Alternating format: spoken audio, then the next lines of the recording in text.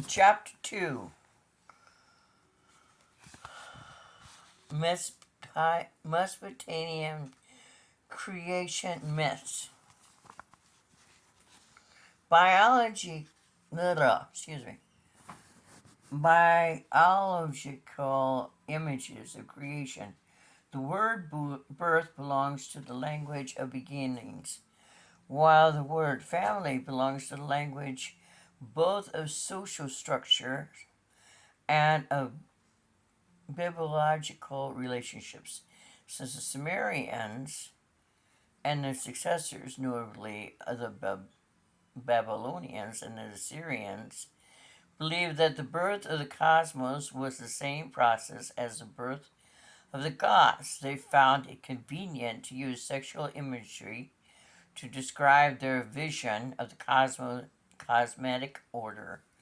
Period. Sumerian story, the Tilean myth, shows that sexual motifs became associated both with creation and with the renewal of life every year through the cycle of the seasons.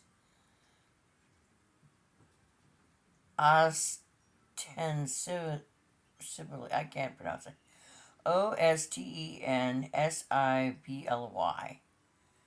The Tilean myth explains how various plants originated through divine sexual generations, but its message actually focused on the presence rather than on the past, and on human concerns rather than on information about the physical world.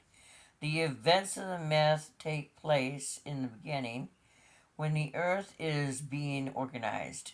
Various areas are assigned to gods and goddesses as their property. Nin Husang, Ninhursag, the goddess of earth, and Enki, Enki, the god of fresh water and fertilization, earth, are given the island of Tilmun, modern Bahrain, in the Persian Gulf. Tilmun is pure, fresh, bright, and empty. Sexual union between a couple of is necessary before new living forms can appear. Neither animal nor man have equipped their familiar habits and characteristics. Such evil as disease and old age have not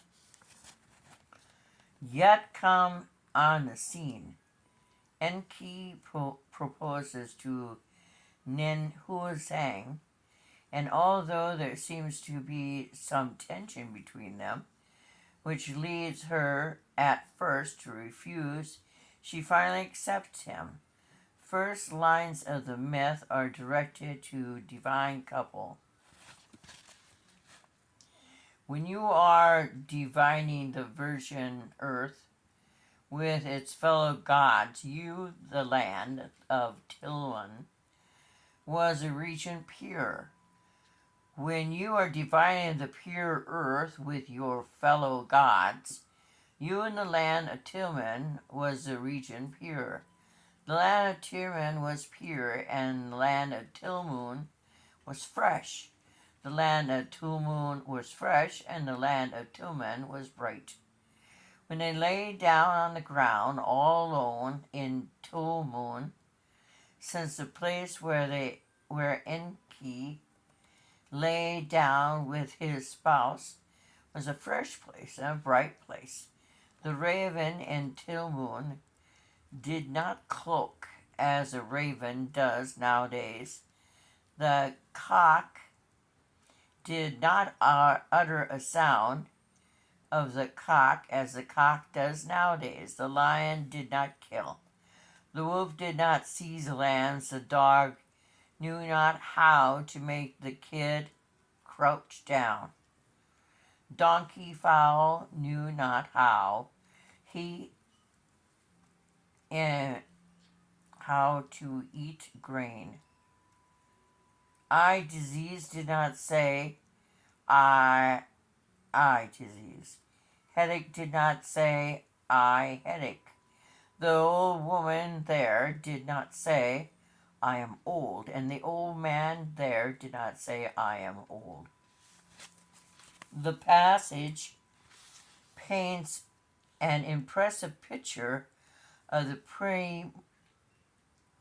primordial Garden of Eden, age when all was innocent and pure. It was set the stage, and now the story unfolds rapidly. Nin Husang becomes pregnant, and in 9 days, a daughter, Ninu, is born. When Ninu, Ninmu, reaches puberty, Inik impregnates her, and in 9 days she gives birth to a daughter, Ninkura, Ninkura, or perhaps Ninsing. Enki repeats the same process of impregnation once again, and his granddaughter, and in one version of the story, with his great granddaughter also. In both versions, the last goddess born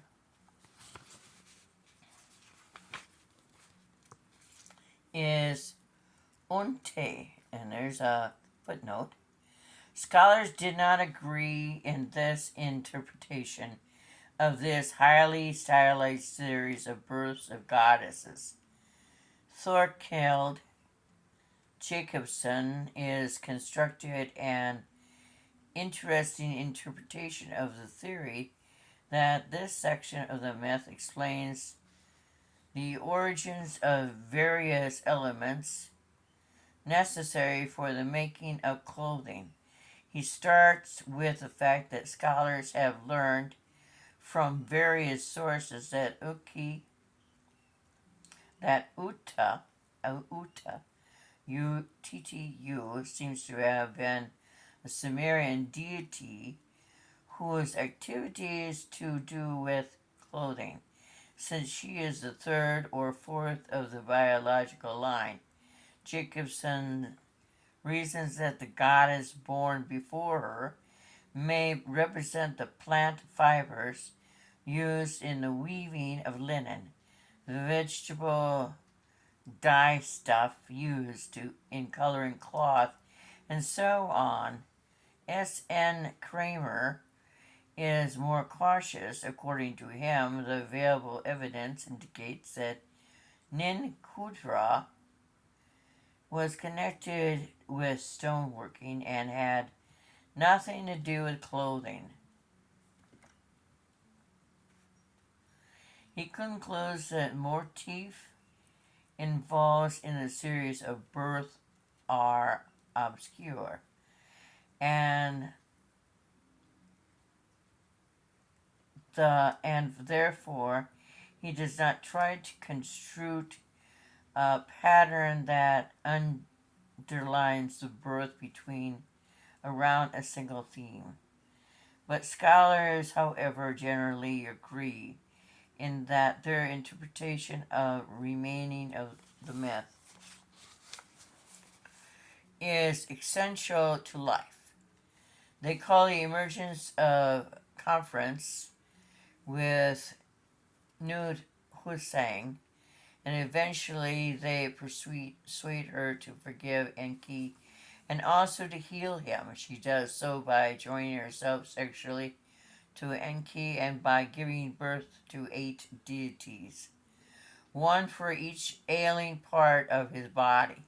These deities seem to represent the birth of 8 plants Enki swallowed, now born monogamously from the rightful goddess of earth, and therefore no longer causing him trouble. The myth ends with the assigning of qualities and functions to these deities and their time.